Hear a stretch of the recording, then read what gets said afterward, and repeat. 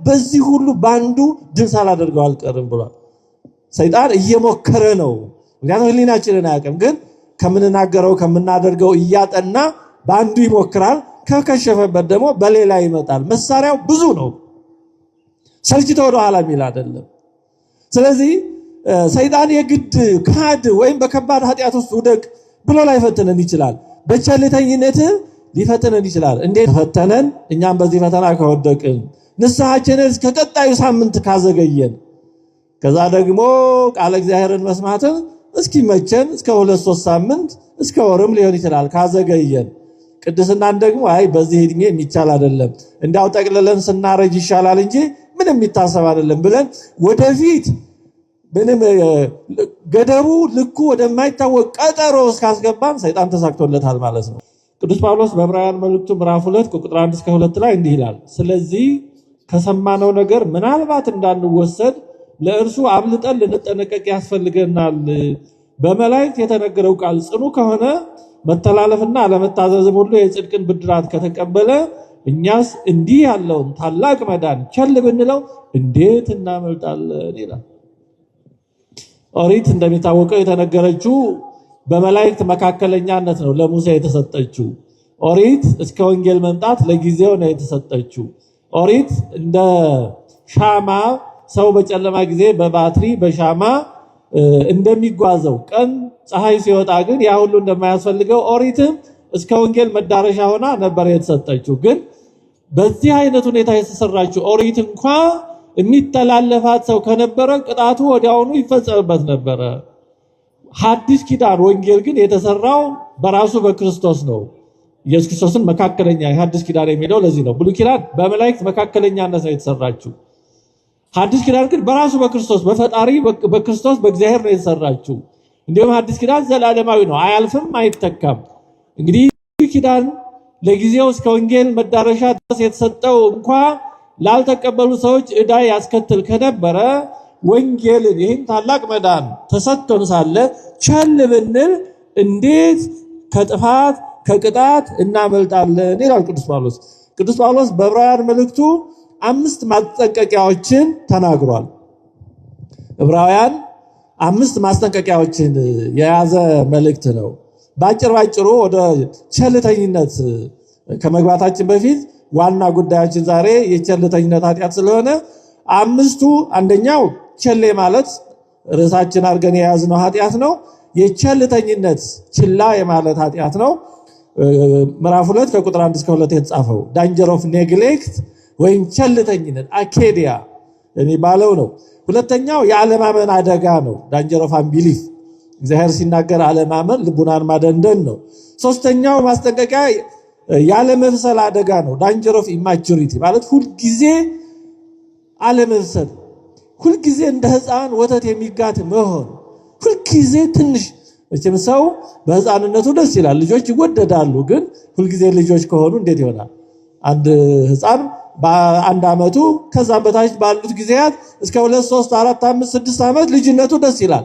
በ20 ዓመቱም ልጅ ቢሆን ደስ ይላል። በ30 ዓመቱ ልጅ ቢሆን ደስ ይላል። ይሄ የጤና ችግር ነው። ስለዚህ በክርስትና ሁልጊዜ ሕፃን ሆኖ መኖር አይገባም። ስለዚህ አንዱ ቅዱስ ጳውሎስ ያስጠነቀቀው ይሄ መከፋፈልን፣ መለያየትን፣ አለመግባባትን የሚያመጣ አለመብሰል። ያም ጥሬና ብስል ይሆናል። አሁን ጥሬና ብስል የሆነ ነገር እንብላው ቢሉ ጥሬው ጥርስ ላይ አደጋ ጥሬና ብስል የቤተክርስቲያን ይመስላል። ደግሞ የበሰሉት እንዲሁ ሲሉ ጥሬዎቹን ለምን ይሆናል ይላሉ። ደግሞ አለመብሰላቸውንም ስለማያውቁ ልክ የሆኑ ነው የሚመስላቸው። ቅዱስ ጳውሎስ ያስጠነቀቀው አንዱ ይሄ ነው፣ ያለመብሰል አደጋ። ሶስተኛው አራተኛው ወደ ኋላ የመመለስ ወይም የመካድ አደጋ ነው። ከገቡ በኋላ መውጣት አፖስታሲ፣ ይሄ በሌላው ከባድ አደጋ ነው። ቤተክርስቲያን ከኖሩ በኋላ አስቀዳሽ፣ ቆራቢ፣ አገልጋይ፣ ዘማሪ፣ ሰባኪ ወዘተርፈ ከሆኑ በኋላ በሆነ ምክንያት ከቤተክርስቲያን መውጣት ከዛ በኋላ ውስጥ አዋቂ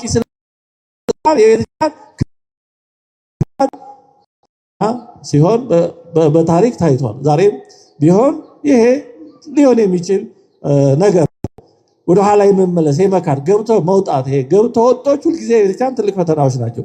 አምስተኛው እግዚአብሔርን ያለመታዘዝ ወይም እምቢ የማለት አደጋ ነው። ያለመብሰል አደጋን ዕብራውያን ምዕራፍ 5 ቁጥር 11 እስከ 14 ላይ ቅዱስ ጳውሎስ አንስቶታል። ወደ ኋላ የመካድ ቁጥር 39 ላይ ገልጾታል። እግዚአብሔርን ያለመታዘዝን ወይም እምቢ ማለትን አደጋ ደግሞ ዕብራውያን 12 ከ25 እስከ 39 ላይ ለሚናገረው እምቢ እንዳትሉ ተጠንቀቁ ይላል። እንግዲህ ከነዚህ አምስቱ አንዱ ቸልተኝነት ነው። እሱን ነው እንደ እግዚአብሔር ፈቃድ ለማየት የምንሞክረው እና ቅዱስ ጳውሎስ ምን አለ? እኛስ እንዲህ ያለውን ታላቅ መዳን ቸል ብንለው እንዴት እናመልጣለን ነው። እግዚአብሔር የሰጠን ታላቅ መዳን በቸልተኝነት ብናልፈው፣ በቸልተኝነት ሳንጠቀምበት ብንቀር እንዴት ከቅጣት እናመልጣለን ይላል። መልሱ ቀላል ነው፣ አንችልም ነው መልሱ፣ ግልጽ ነው። እንግዲህ ቸልተኝነት ከሚያጠፋ ኃጢአቶች መካከል በጣም ሳይታወቅበት ቀስ አድርጎ ውሃ ሲወስድ እያሳሳቀ ነው እንደሚባለው ቀስ አድርጎ ሳይታወቅ የሚያጠፋ ኃጢአት ነው። እያንዳንዱ ኃጢአት የራሱ ጠባይ አለው። ቸልተኝነት ለየት ያለው ጠባዩ ሲያጠፋ አያስታውቅም። እንደ ግልጽ ኃጢአቶች አንድ ጊዜ ስብር አይደለም የሚያደርገው። ሌሎች ኃጢአቶች የታወቁ ናቸው፣ አይድረሱ እንጂ ሲሆኑ ይታወቃሉ። ዝሙት ይታወቃል፣ ማመንዘር ይታወቃል፣ መግደል ይታወቃል፣ መሳደብ ይታወቃል፣ መካድ ይታወቃል። ሌላውም እግዚአብሔር አያድርስ እንጂ ሲሆን ይታወቃል። ለመሆኑ ግራ የሚያጋባ ነገር የለውም። ይሄ ቸልተኝነት ግን ጸጥተኛ ነው። ጸጥ ብሎ ሳይታወቅ ዘልቆ ይገባና ሳይታችን ድንዝዝ እያለ እየቆየ እያደረ እየቀዘቀዘ ሳናቀው ያለን እየመሰለን ወፍራም ምንድነው ጠጉራም በግ ነው አለ ሲባል ወይም ጠጉራም ውሻ እንደሚባለው ያለን እየመሰለን ከቤተክርስቲያን ያልተለየን ምንም የጎደልብን የሌለ እየመሰለን ግን ሳናቀው ልንጠፋ እንችላለን። ስለ ቸልተኝነት ማለት እግዚአብሔር ለሰጠን መዳን ወይም እግዚአብሔር ለሰጠን አጠቃላይ ጸጋ ግድ የለሽ መሆን ማለት ነው። ለራስ መዳን ግድ የለሽ መሆን ማለት ነው። ዲያብሎስ አንድን ክርስቲያን በቀጥታ ትልቅ ኃጢአት እንዲሰራ ላይፈትነው ይችላል፣ እንዲክድም ላይፈትነው ይችላል። ዲያብሎስ መሳሪያው ብዙ ነው።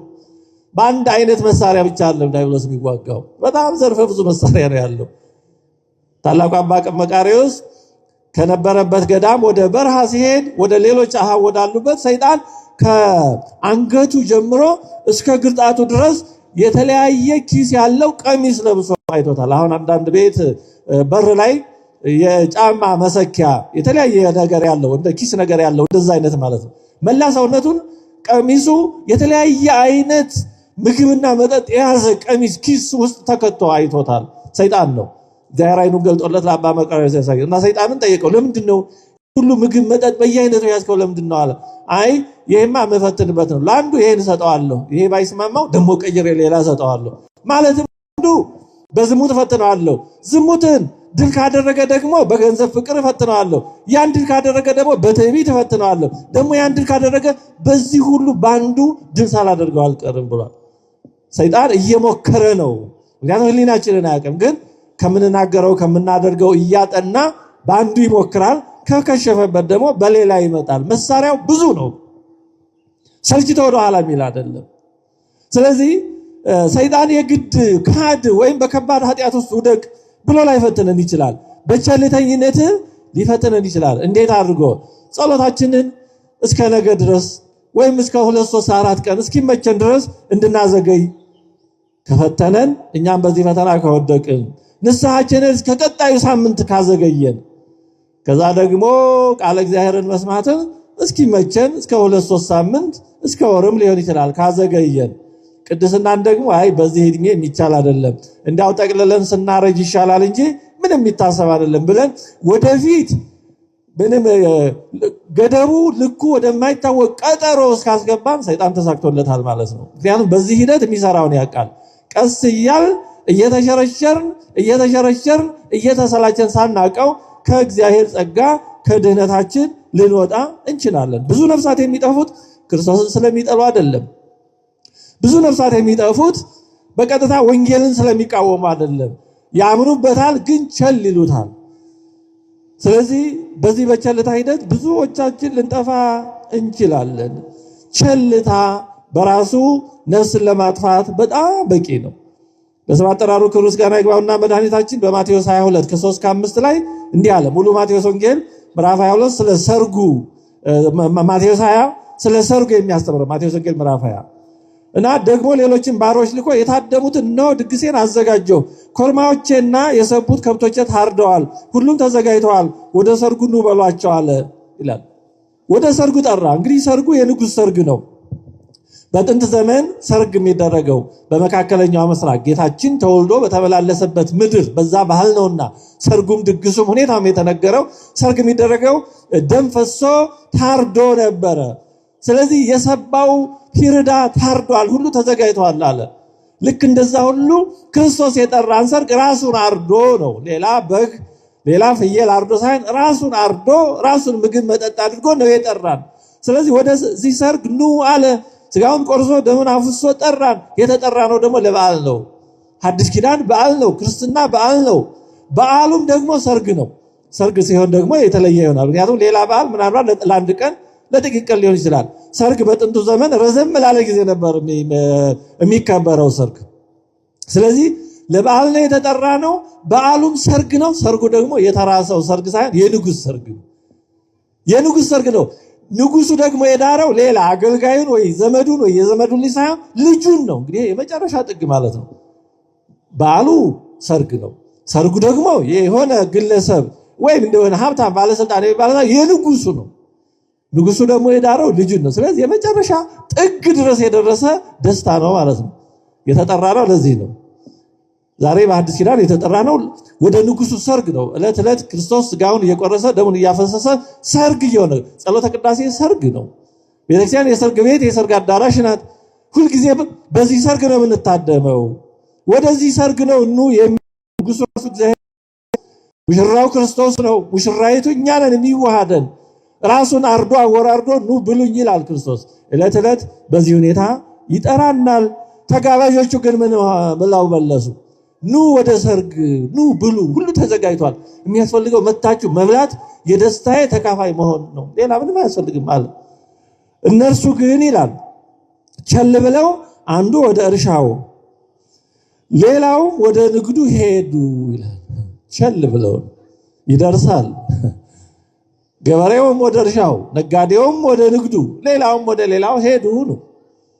አንመጣም አላሉ። አንመጣም ያሉ አሉ። እዛ ወንጌሉ ላይ ይሄ ማለት የሚቃወሙ አሉ። መልእክተኞቹን ይዘው የገደሉ አሉ። እነዛ የለየላቸው ናቸው። አንቃወምም ብለው አንመጣም ብለው የሚቃወሙ አሉ። ይሄ ክርስትናን ያልተቀበሉ ወገኖቻችን ናቸው።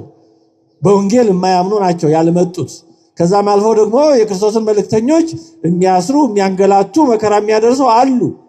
ግን እነዛ ብቻ አይደሉም የቀሩ። የነዛ የታወቀ ነው። ግን ሌሎቹ ቸል ብለውን አንመጣም አላሉም፣ አልተቃወሙም። ቀስ ብለን ከእርሻችን በኋላ ከንግዳችን በኋላ፣ ምክንያቱም አስቸኳይ ጉዳይ አለብን። ከንጉሱ ሰርግ ይልቅ ለእኔ እርሻዬ ይበልጥብኛል፣ ከንጉሱ ሰርግ ይልቅ ለእኔ ንግዴ ይበልጥብኛል። ስለዚህ ቀስ ብዬ ኋላ ይደርሳል የሚል ነው። ስለዚህ ብዙዎች የድህነትን ጥሪ ስለሚቃወሙ ብቻ አይደለም የማይድኑት፣ ቸል ስለሚሉ ነው። ባጣ ቆየኝ ያደርጉታል።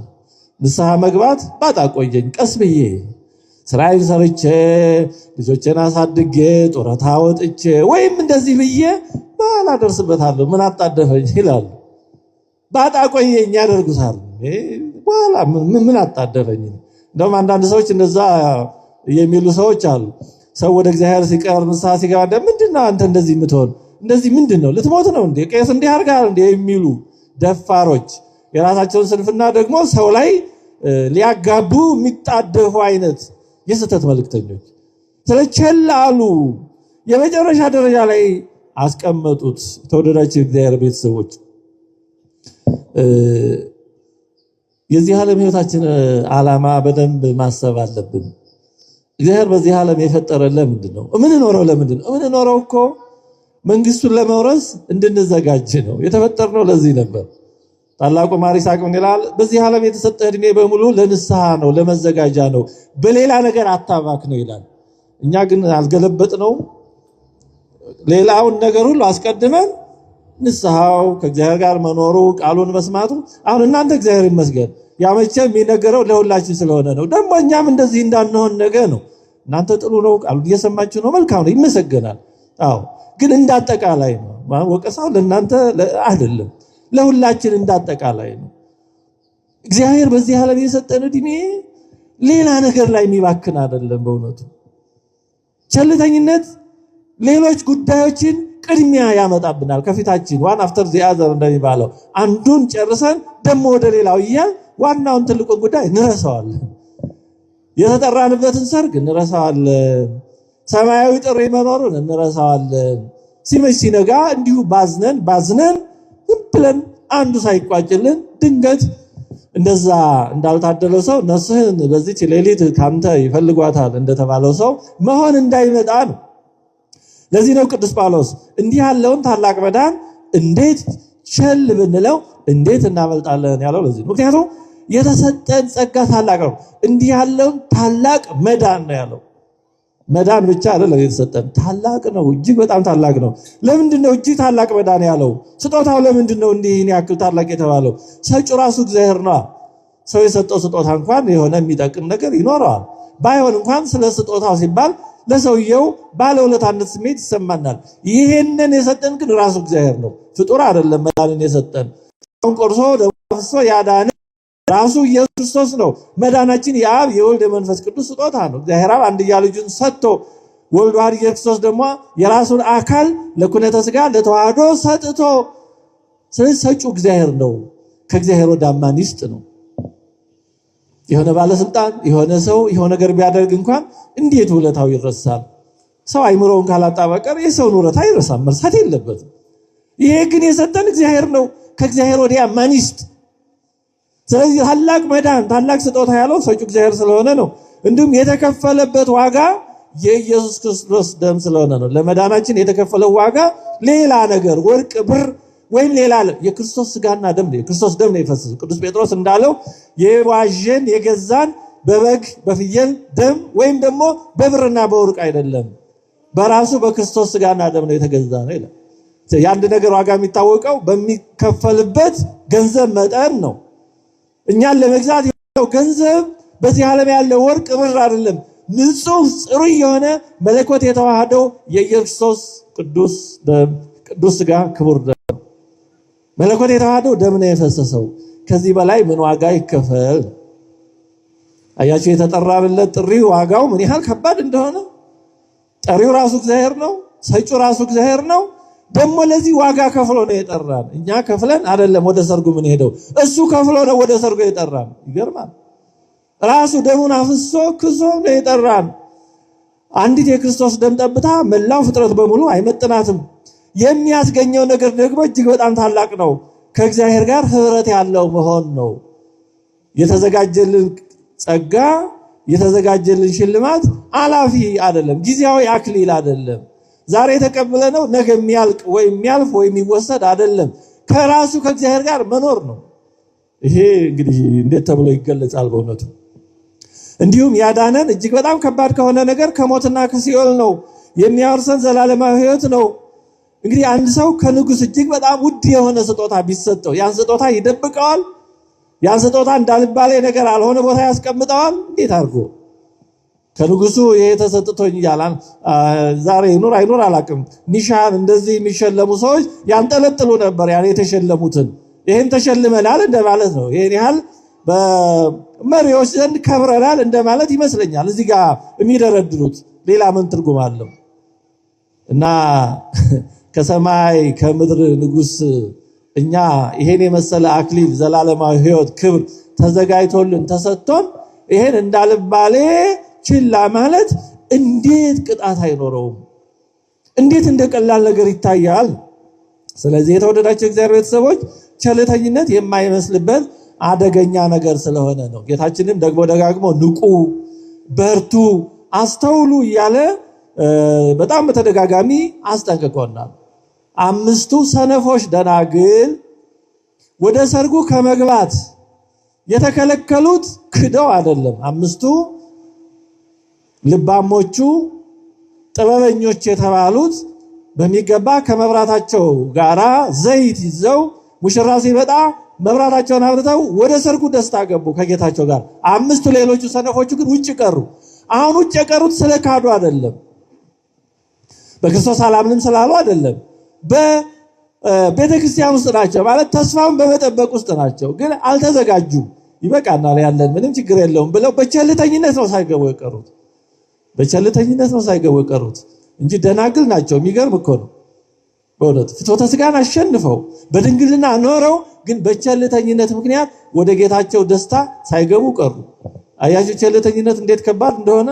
ያለን እየመሰለን እኔ ምን ችግር አልካድኩም፣ ቤተክርስቲያን ውስጥ ነው ያለሁት፣ ከቤተክርስቲያን አጥር ቅጥር አልወጣም፣ ቤተክርስቲያን እሄዳለሁ፣ እሳተፋለሁ፣ ምን ችግር አለው እያል ግን እንደ አምስቱ ደናግል ልንጠፋ እንችላለን። ወደ ጌታችን ደስታ ካልገባን ምን ዋጋ አለው? ውጭ ከቀረን መጠበቃችን ብቻ ምን ዋጋ አለው?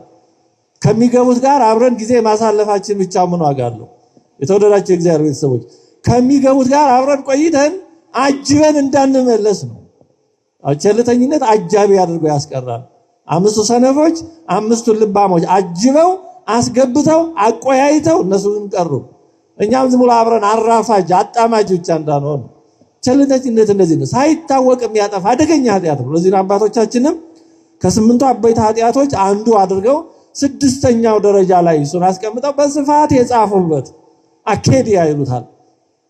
ቸልተኝነት መንፈስ ቅዱስ ዮሐንስ አፈወርቅ እንዲህ ይላል፣ ልከኛና ትጉ እንደሆነ ሰው ያለ ጠንካራ ሰው የለም፣ እንደ ቸልተኛ ሰው ያለ ደካማ ሰው ደግሞ የለም ይላል።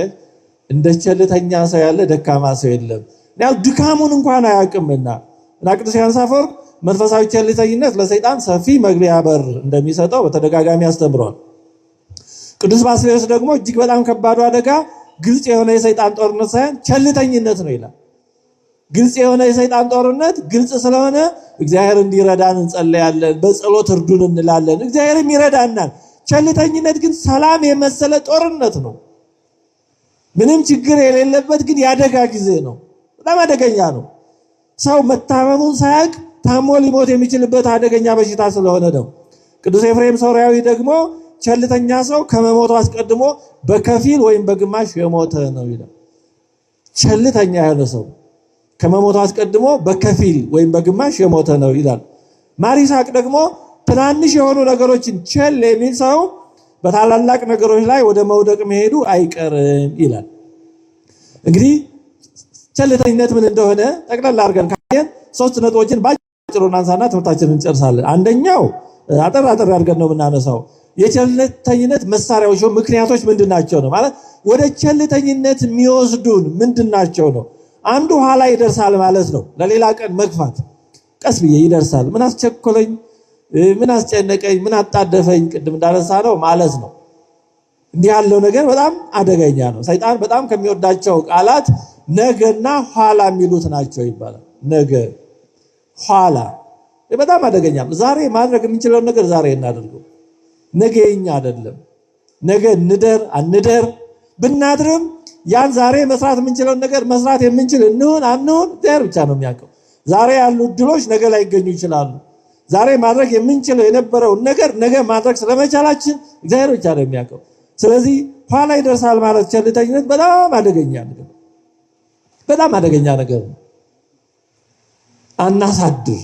ዛሬ ማድረግ የምንችል ለምሳሌ ለሆነ ሰው ተቸግሮ ዛሬ ማድረግ የምንችለው ነገር ካለ ዛሬ እናድርግለት። ነገ አንበለው። ነገ የኛ አይደለም፣ አናቅም። እኛም ላናደርግ እንችላለን። ያንንም ነገር ምንም አናቀው ነገም ስለሚሆነው የመዳን ቀን ዛሬ ነው፣ ያው አሁን ነው የተባለው። ነገ የኛ አይደለም፣ ነገ እግዚአብሔር ብቻ ነው። በእርግጥ እግዚአብሔር ዘንድ ነገ የለም፣ ግን ነገ እግዚአብሔር ነው፣ በእግዚአብሔር እጅ ነው፣ በእኛ አይደለም። ስለዚህ አንዱ የቸልተኝነት መንስኤ ወይም መሳሪያ መቅጠር፣ መግፋት፣ ወደፊት መግፋት ነው። ሌላኛው መንፈሳዊ ነገሮችን የመላመድ ችግር ነው፣ ፋሚሊያሪቲ የሚባለው።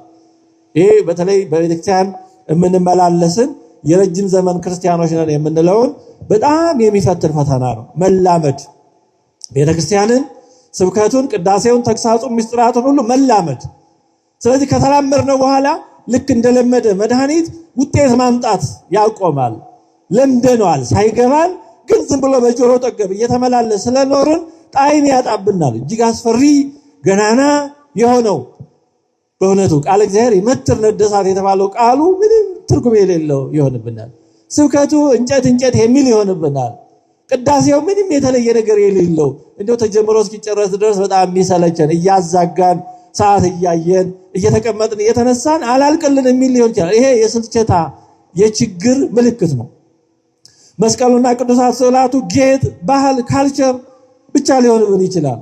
ወንጌል የተለመደ ተራ ነገር ሊሆንብን ይችላል። ሁሉም አዲስ ነገር ምንም አዲስነት የሌለው ሊሆንብን ይችላል። ይሄ በጣም ከባድ ነገር ነው። ከባድ አደጋ ምልክት ነው። ስለዚህ በጸጋው ሳንለወጥ ጸጋውን መላመድ ላይ እንዳንወድቅ መጠንቀቅ ያስፈልጋል። ቤተክርስቲያን ዙሪያ ስለኖርን ብቻ ቤተክርስቲያንን ሀብቷን፣ ጸጋዋን፣ ቃሉን፣ ስብከቱን፣ ቅዳሴዋን እንዲሁ ዝም ብሎ ወደ መላመድ እንደ ቀላል ነገር ወደ ማየት እንዳንሄድ በጣም መጠንቀቅ ያስፈልጋል። ቤተክርስቲያን ስለተመላለስን ብቻ ቤተክርስቲያን አወቅናት ማለት አይደለም። አንዳንዶቻችን ምናልባት ደግሞ ካህናቶችን ስለቀረብን ከዛ ማለፍ ስላለ ወይ ብፁዓን አባቶችን እንዲብናቅ ቤተክርስቲያን በዛ ልክ አትለካም። ምንድነው የቄስ ልጅ እግዚአብሔር አጎቱ ይመስላል ይባላል። እና እኛም ወደ ቤተክርስቲያን ስለቀረብን በቃ እግዚአብሔርን ያወቅነው ቤተክርስቲያን ያወቅናት በቁጥጥራችን ስር አድርገን እንዳናስብ በጣም ይሄ አደገኛ ነው። አንድ ሰው ነበር አሉ ዝም ብሎ አዋቂዎች ጋራ ትልልቅ ዕውቀት አላቸው የሚባሉ ሰዎች ጋራ የሚውል ዝም ብሎ መዋል ይወዳል። እና አንዱ ጓደኛ ምናል አንተ ዕውቀት እኮ ጉንፋን አይደለም አብሮ በመዋል አይጋባም ብሎታል ይባላል። ዝም ብሎ አብሮ በመዋል የሚጋባ ነገር አለ። ካህናት ጋር ስለዋል ቤተክርስቲያን ስለመጣ ብቻ የእግዚአብሔር ጸጋ የእግዚአብሔር ዕውቀት ዝም ብሎ እንዲህ ባለ መንገድ እንደ ቫይረስ እንደ ባክቴሪያ የሚተላለፍ አይደለም። መኖርን በልብ ከእግዚአብሔር ጋር መኖርን ይጠይቃል። መሻትን ይጠይቃል። ውስጥን ማንጻትን ይፈልጋል። ፈሪሃ እግዚአብሔር ይፈልጋል። መሳቀቅ ይፈልጋል እንጂ እንዲሁ ዝም ብሎ በመላመድ በመመላለስ ብቻ ቤተክርስቲያን የምትታወቅ አይደለች። እና ይሄ የመላመድ በሽታ እንዳይኖርብን ጥንቃቄ ያስፈልጋል። ሱባኤ ስለያዝን ፍልሰታ ስትመጣ ስለምናስቀድስ እንደዚህ ብቻ በቃ ቤተክርስቲያን እናውቃታለሁ።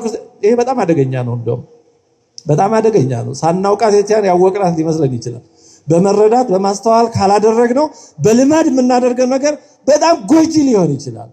ለዚህ ነው ብዙዎች ቤተክርስቲያን ሳያውቋት ዝም ብለው ያው የወላጅም ችግር አለ። ወላጅ ሳያስተምር ዝም ብሎ በፍልሰታ ዓመት ጠብቆ ነጠላውን አልብሶ እንደዚህ አሰራርገው ሂዱ ቁረቡ። ይሄ በጣም አደገኛ ነው። ለምን እንደሚቆርቡ አስተምሯቸው። አለዛ ዝም ብሎ በልማድ ከቤት አምጥቶ ከዛ እዚህ ይመጣሉ ተኝተው ቁርባን ሲደርስ ተቀስቅሰው መቁረብ በጣም አደገኛ ነው። ቅዱስ ቁርባን ዝም ብሎ እንደ መድኃኒት የሚዋጥ ነገር አይደለም። አብረው በጸሎተ ቅዳሴው ተሳትፈው በአቅማቸው ልክ እየተማሩ እየተረዱ እየፈለጉት መሆን አለበት እንጂ ዝም ብሎ እንደ ዘልማድ እንኩ ቁረቡ የግድ ቁረቡ እያለቀሱ አስቆርበን ከዛ ደግሞ ሲያድጉ ሕፃን ስለሆኑ ይሄ ሊኖር ይችላል። ግን በልካቸው ሳናስረዳ ከሆነ ኋላ ሲያድጉ እኔም ክርስቲያን ነበርኩ ወይ ቆራቢ ነበር በፍልሰታ እያሉ ግን የቤተክርስቲያን ዋና አፍራሾች ዋና የቤተክርስቲያን ጠላቶች ቃሮች ሊሆኑ ይችላሉ። ስለዚህ ማስተዋል አለ። ይሄ መላመድ በጣም አደገኛ ነገር ነው። እንዲህ ያሉ ሳያውቁ ዝም ብለው የተላመዱ ሰዎች ኋላ ይወጡና በጣም የቤተክርስቲያን አደገኛ ፈተናዎች እነሱ የማይመለሱ ከሃዲዎች ሊሆኑ ይችላሉ። ስለዚህ አንዱ ወደ ቸልተኝነት የሚያመጣው ይሄ መላመድ ነው እና መላመድን በጣም መጠንቀቅ አለብን። በጣም አደገኛ ነው። በጣም አደገኛ ነው። ሌላው ምቾትን መውደድ ነው። ሰውነታችን ምቾት ይፈልጋል። አሁን በዚህ ቅዝቃዜ እዚህ እንዲህ ቁጭ ከማለት እቤት እሳት አንድዶ ልብሱን ለባብሶ ቢቀመጥ ሰውነታችን ይፈልጋል። ስለዚህ ምቾትን መውደድ አንዱ ወደ ቸልተኝነት የሚወስድ ነው። መሳነፍ ችላ ማለት ለጊዜው ቀላልና ምቹ ነው። ተነስቶ ከመጸለይ ቁጭ ብሎ ማረፍ ይመቻል። ስለዚህ ምቾትን መውደድ አንዱ ቸልተኝነትን የሚያመጣ ነው። ሌላው ዓለምን መውደድ ነው። ዓለምን መውደድ ቀስ በቀስ ዘላለማዊነትን የተመለከቱ ነገሮችን እያፈናቸውና እየጨቆናቸው ሄዳል። በሂደትም ጨርሶ ይገላቸውና እንደ እንስሳት ያለ ኑሮ ይለመዳል። ዓለምን መውደድ በጣም አደገኛ ነው። የምንኖረው በዓለም ነው። ዓለምን መውደድ ግን አይጠቅምም። ሰው ይህን ዓለም ከወደደ ሌላ ዓለም መኖሩን ማሰብ እየተወ ወይም ውስጡ እየቀዘቀዘ ይሄዳል። ሳያስበው በሂደት እንደ እንስሳት ሲመሽ ሲነጋ በመብላት በመጠጣት በስሜት ብቻ የሚመላለስ ይሆናል። እንዲህ ያለው ሁኔታ በጣም ቸልተኛ ያደርጋል። እንዲህ ያለው ስለ እግዚአብሔር ቃል ስለ ንስሐ እንዲህ ያለ ነገር መስማት አይፈልግም። ቢሰማም ቸል ነው የሚለው። ስለዚህ ዓለምን መውደድ በጣም አደገኛ ነው። ቅዱስ ዮሐንስ ዓለምን አትውደዱ ያለው ለዚህ ነው። በቅዳሴ ጊዜ በቅዱስ ዮሐንስ ወይም ጴጥሮስ ወይም ከሰባቱ መልእክታት በአንዱ ከተነበበ በኋላ ወንድሞቼ ሆይ ይህን ዓለም አትውደዱ፣ በዓለም ውስጥ ያለውንም አትውደዱ፣ ዓለሙም ምኞቱም ኃላፊ ነውና ተብሎ ሁልጊዜ እንዲነገረን የተደረገው ለዚህ ነው። ዓለምን በመውደድ ኃጢአት ውስጥ ገብተን ቸልተኛ ሆነን ከእግዚአብሔር ሳናውቀው ተለይተን እንዳንቀር ነው። ሌላው ሞትን መርሳት ነው። ሞትን መርሳት በጣም አደገኛ በሽታ ነው። የሚሞት የሚፈርስ የሚበሰብስ ስጋ ይዞ ሞትን መርሳት በጣም አሳዛኝ ነገር ነው። ግን በተለያየ ምክንያት ሞትን ልንረሳ እንችላለን። ሞት ቢዘገይ የቀረ ይመስላል እንደሚባለው። ስለዚህ ሞትን መርሳት ነው ሌላው ቸልተኛ የሚያደርገው። ሌላው ትዕቢት ነው። ትዕቢት ወይም ፕራይድ የሚባለው ምንም ችግር የለብኝም፣ ምንም አልሆንኩም፣ ምንም አያስፈልገኝም፣ በጥሩ ሁኔታ ላይ ነው ያለሁት ማለት በጣም አደገኛ ሊሆን ይችላል። ፈሪሳዊው እንደዛ ነበር። ሉቃስ 18 ላይ የተጻፈው እኔ ጥሩ ሁኔታ ላይ ነው ያለሁት፣ አስራት በኩራት አወጣለሁ፣ በሳምንት 2 ቀን እጾማለሁ፣ እንደዚህ ቀራጭ አመንዝራ አይደለሁም፣ እንደዚህ ሰው ኃጢአተኛ አይደለሁም፣ ስለዚህ እኔ በጥሩ ሁኔታ ነው ያለሁት ብሎ በራሱ ተማምኖ ነበር። ግን ባዶውን ተመለሰ ነው የተባለው። ስለዚህ በራስ መታበይ እኔ ምን አጠፋሁ፣ ምን ችግር አለብኝ፣ ምን ጎደለኝ ማለት በጣም አደገኛ ነገር ነው። በእውነት ከእግዚአብሔር ጋር የሚኖር ሰው የሚጎድለውን ያውቃል። ሰዎች ሆነን የማይጎድለን ምንም ነገር የለም። እንኳን እኛ መላ ሕይወታቸውን ለእግዚአብሔር የሰጡ በሁል ጊዜ እግዚአብሔርን የሚያመሰግኑና በዚህ ዓለም የሚጋደሉት እንኳን ኃጢአተኞች እንደመሆናቸው ነው የሚያውቁት። አዎ ያለ እግዚአብሔር ቸርነት ማንም ምንም የለውም።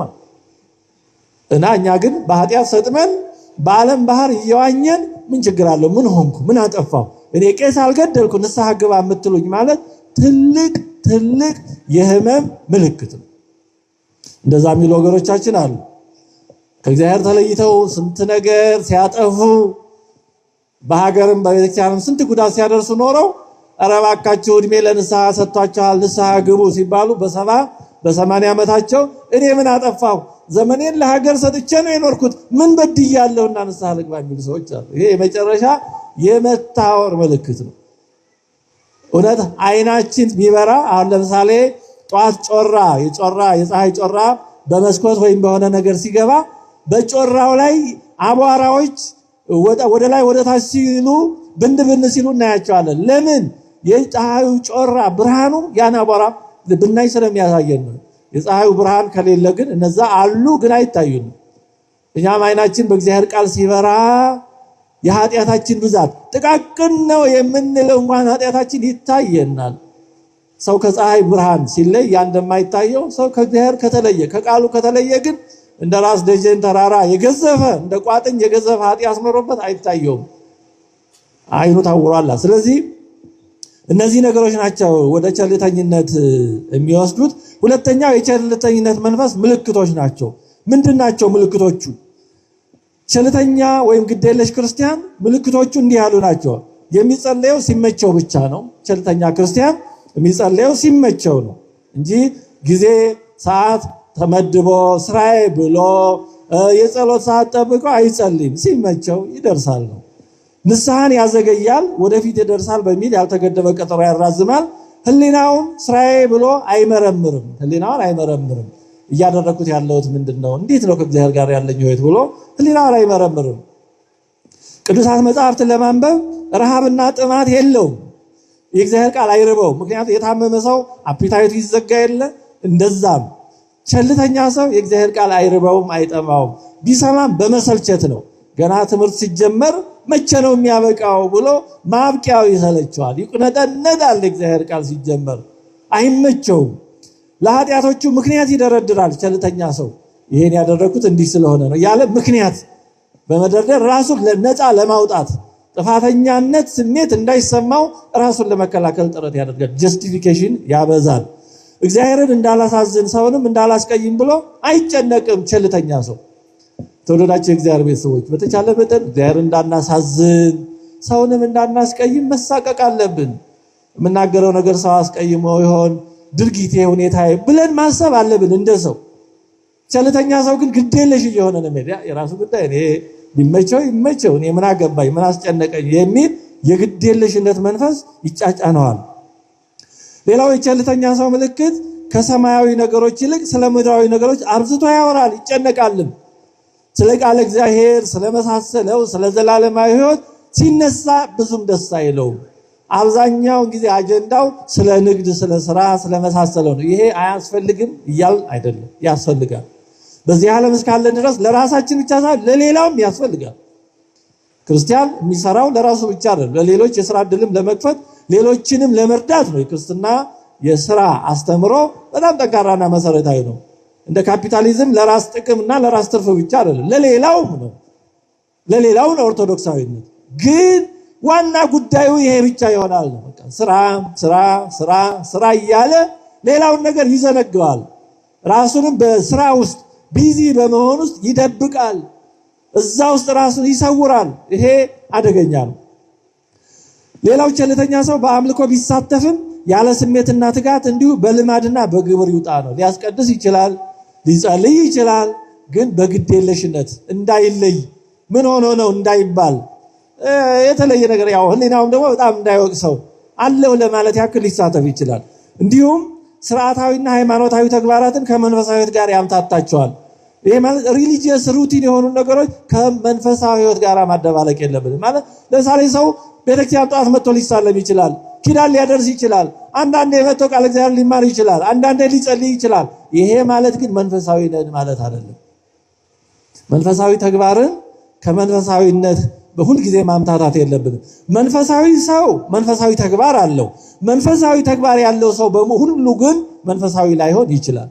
እንዲሁ ለልማድ ለግብር ይውጣ ከሰው ላለመለየት ሊያደርግ ይችላል። ለምሳሌ ፍልሰታ ስትመጣ ልማዴ ነው እንዴ የዓመት ልማዴንማ አልተውም ብሎ ቤተክርስቲያን መጥቶ ምንጣፍ አንጥፎ ሱባኤ ሊይዝ ይችላል።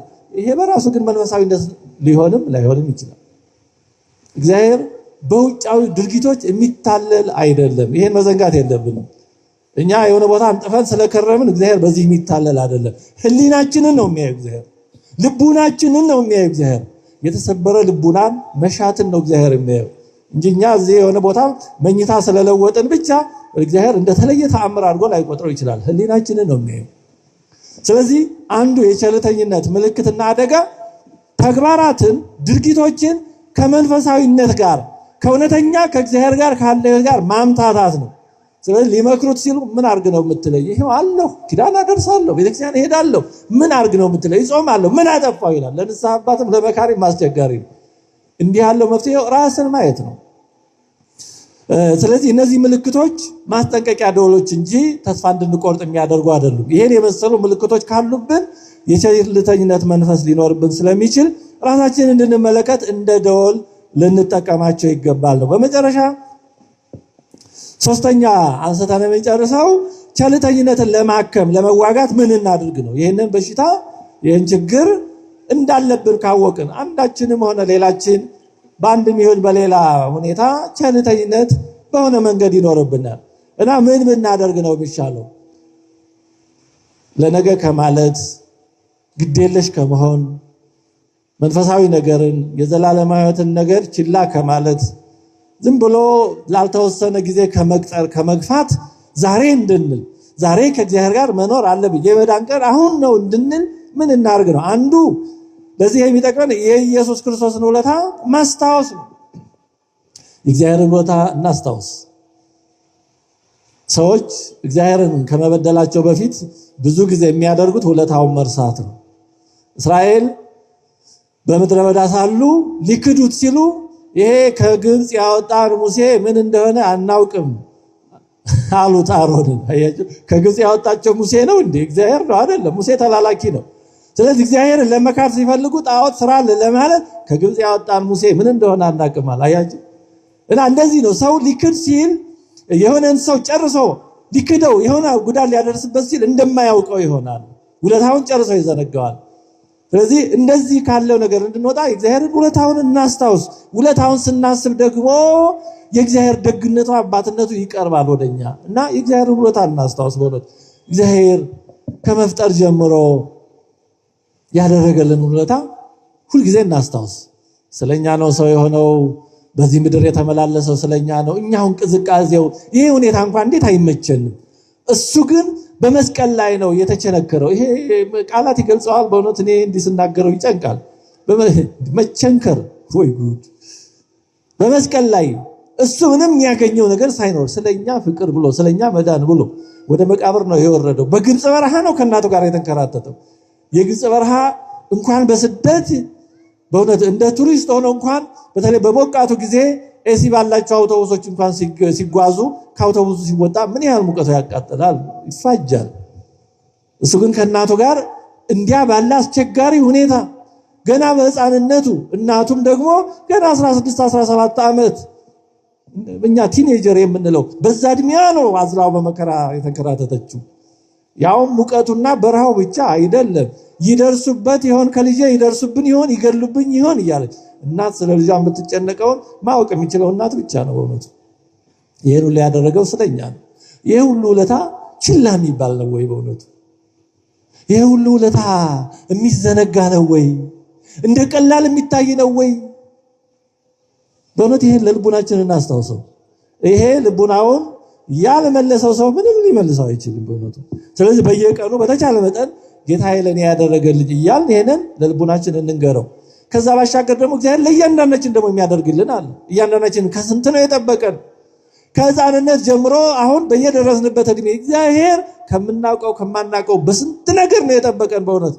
እንደው ከብትን እንደመጠበቅ ያው ከብትን ስይ ተብሎ ተመታም ይደረግ ይችላል። እኛን አባት ስለሆነ ሳይመታ እንዴት እያደረገ በእውነት እያንዳንዳችን ከደረስንበት እንዳደረሰን ይሄ ውለታው የሚዘነጋ ነው። ይሄ ውለታው ችላ የሚባል ነው። ስለዚህ ውለታውን እናስታውስ። ምን ያህል እንደታገሰን እንደረዳን እናስብ በእውነት። ይሄ አምላክ ችላ የሚባል አይደለም በእውነት። የሰው ውለታ እንኳን ችላ አይባልም። ግድ የለሽ በጣም አንገተ ቢስ ነው የሚባል አንገት የለሽ የሚባል አንዳንድ ሰው አለ። ምንም ስለ ሰው ውለታ ግድ የሌለው። እኔ ባደኩበት አካባቢ ከጓደኞቻችን አንዱን አንገት የለሽ የሚባል ነበር። አንገት የለሽ ይሉታል። እኔ አይደለሁም ያልኩት ግን ሲሉት ሰምቻለሁ። ምንድነው ሲባል ምንም ያደረገለትን ሰው ዘወር ብሎ ያይ የሚባል። እንግዲህ ይሄን ያክል አንዳንድ ሰው ይጸናበታል ማለት ነው። እና እንደዚህ መሆን አለብን በእውነቱ። ምንም በቃ እግዚአብሔር ያደረገው ነገር ትዝ የማይለን እንኳን እግዚአብሔር ይሄ ሁሉ ሰው እንኳን የሆነች ነገር ሲያደርግ እግዚአብሔር ይስጥልኝ ማለት ይገባል። በነገራችን ላይ ውለታ መላሽ መሆን አለብን። ሰው ትንሽም ነገር ሲያደርግልን አመሰግናለሁ፣ እግዚአብሔር ይስጥልኝ፣ እግዚአብሔር ያክብርልኝ ማለት አለብን። እኛ ምስጋና አንጠብቅ፣ ለሌላው ግን ማድረግ አለብን፣ ዕውቅና መስጠት አለብን። ምክንያቱም ያ መልካም የሚያደርገው ሰው ያ ነገር ጥሩ እንደሆነ እነዛን ሰዎች ደስ እንዳሰኛቸው ካወቀ ለሌላም ለማድረግ ይበረታታል። አለዛ ያደረገው ነገር ምን ውጤት እንዳመጣ ካላወቀ እንዴ ምን አገባኝ፣ ምናልባት ሳልጠየቅ አድርጌ ወይም ደግሞ ያደረኩት ነገር የማይገባ የሚያሳዝን ሆኖ ይሆን ብሎ ውጤቱን ስለማያውቅ ለቀጣይ መልካም ነገር ላይበረታታ ይችላል። እና ማበረታታትም ነው ይሄ። ምስጋና እንዲሁ ዝም ብሎ ውዳሴ ከንቱ ብቻ አለ። ውዳሴ ከንቱ የሚሆንበት ሌላ ደረጃ አለ። ግን ዕውቅና መስጠት ጥሩ ነው። እና ለሰው እንኳን ድርጊት ዕውቅና መስጠት ተገቢ ከሆነ እግዚአብሔር ደግሞ ላደረገልን እንዴት ይሄን መዘንጋት ይገባናል? እና አንዱ ውለታውን ማስታወስ ነው። ሌላው ሞትን ማሰብ ነው። ከቸልተኝነት የሚያወጣን ሞትን ማሰብ ነው። ይሄ ፍቱን መድኃኒት ነው። አንድን አባት በስንክሳር ላይ ሲጋደል የነበረን አባት ሰይጣን ተገልጦ 50 ዓመት ቀረህ አለው። 50 ዓመት ቀረህ ያለው ለምን ይመስላችኋል? በጣም ብዙ ጊዜ አይለኝ ማለት ነው ብሎ ተጋድለውን ቀዝቀዝ በረድ እንዲያደርግ ነበር። እና ያባት ምን አለው? ኦሮ በስመ አብ እኔ 100 ዓመት የምኖር መስሎኝ በጣም ቸልተኛ ሆኛለሁ። የበለጠ 50 ዓመትማ ነገናት ብሎ የበለጠ ተጋድለውን አበዛበት።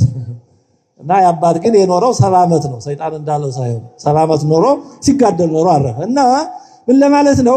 ሞትን ማሰብ በጣም ፍቱን መድኃኒት ነው።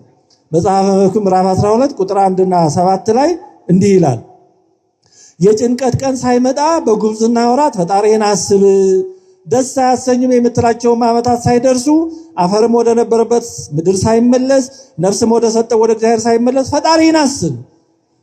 አንደበታችን ተከፍቶ ስጋውን ደሙን መቀበል የማይችልበት ጊዜ ሳይደርስ እንቀበል። አንዳንድ ሰዎች ያሳዝናሉ።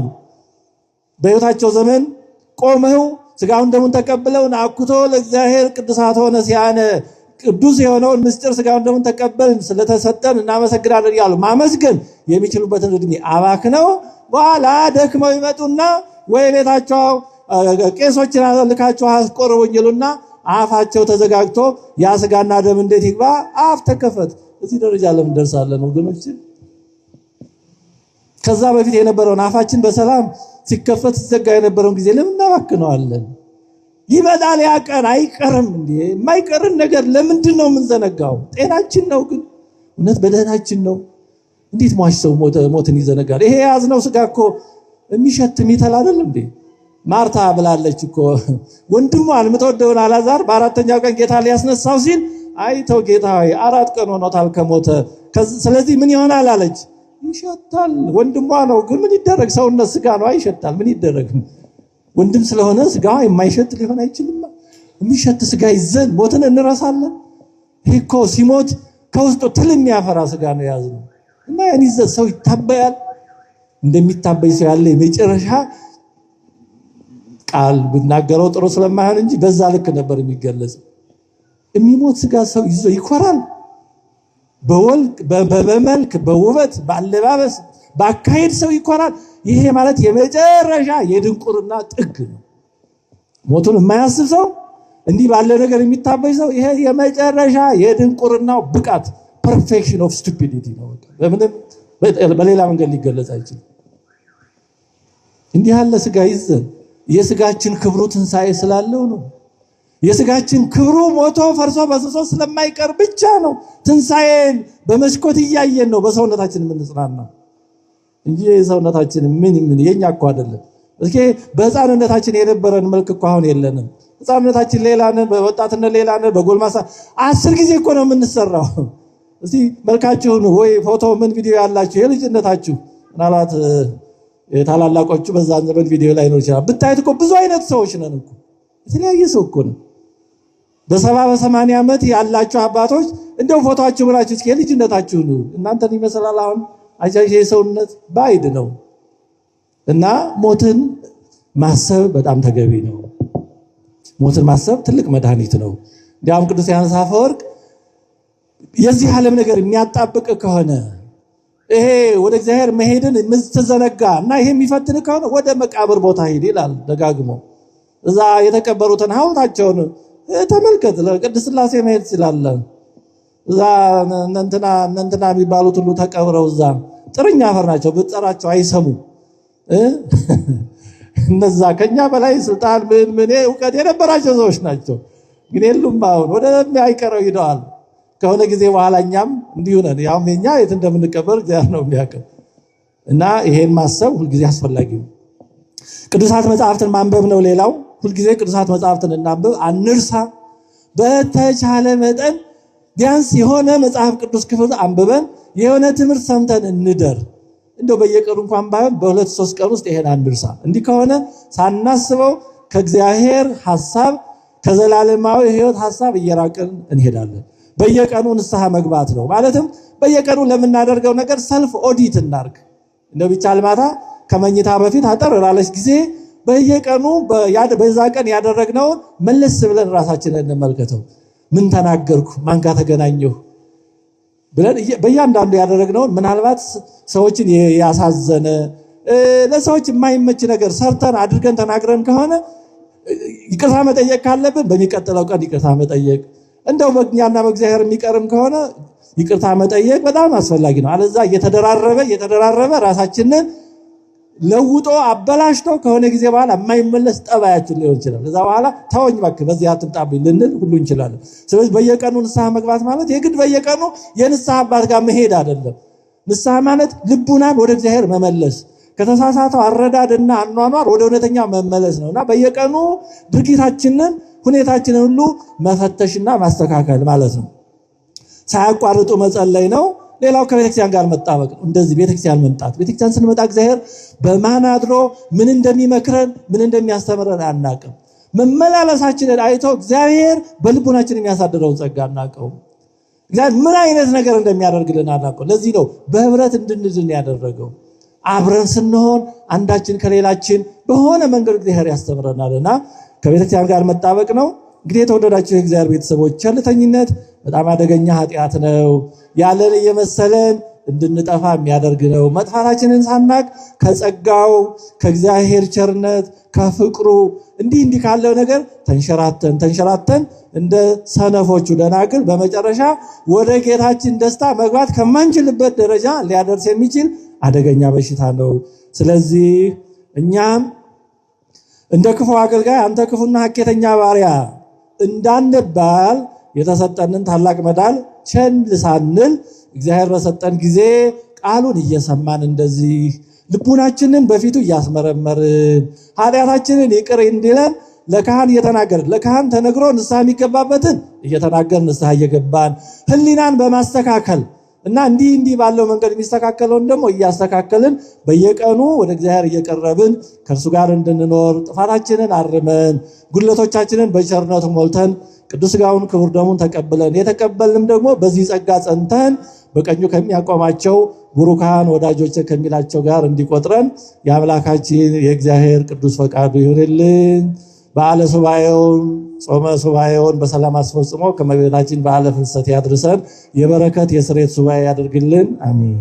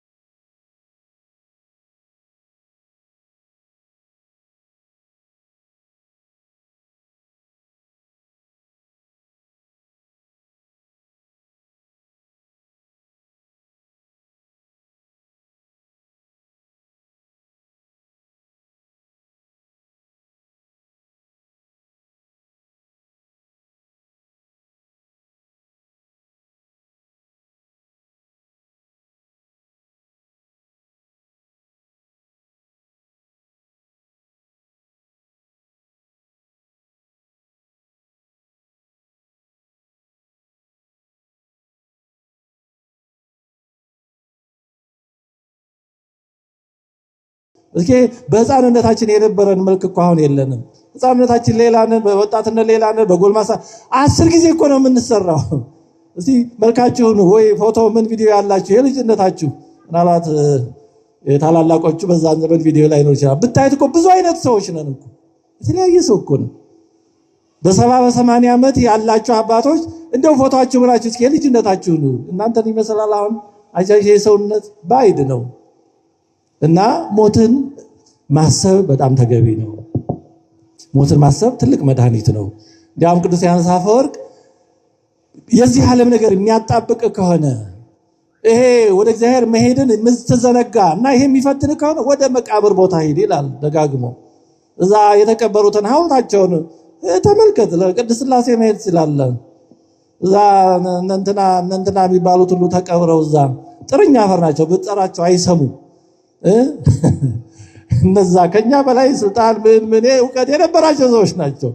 ግን የሉም። አሁን ወደ አይቀረው ሂደዋል። ከሆነ ጊዜ በኋላ እኛም እንዲሁ ነን። ያው እኛ የት እንደምንቀበር እግዚአብሔር ነው የሚያውቀው። እና ይሄን ማሰብ ሁልጊዜ አስፈላጊ ነው። ቅዱሳት መጽሐፍትን ማንበብ ነው ሌላው። ሁልጊዜ ቅዱሳት መጽሐፍትን እናንብብ፣ አንርሳ። በተቻለ መጠን ቢያንስ የሆነ መጽሐፍ ቅዱስ ክፍል አንብበን የሆነ ትምህርት ሰምተን እንደር። እንደው በየቀኑ እንኳን ባይሆን በ2-3 ቀን ውስጥ ይሄን አንርሳ። እንዲህ ከሆነ ሳናስበው ከእግዚአብሔር ሐሳብ ከዘላለማዊ ሕይወት ሐሳብ እየራቅን እንሄዳለን። በየቀኑ ንስሐ መግባት ነው። ማለትም በየቀኑ ለምናደርገው ነገር ሰልፍ ኦዲት እናርግ። እንደው ቢቻል ማታ ከመኝታ በፊት አጠር ላለች ጊዜ በየቀኑ በዛ ቀን ያደረግነውን መለስ ብለን ራሳችንን እንመልከተው። ምን ተናገርኩ? ማን ጋር ተገናኘሁ?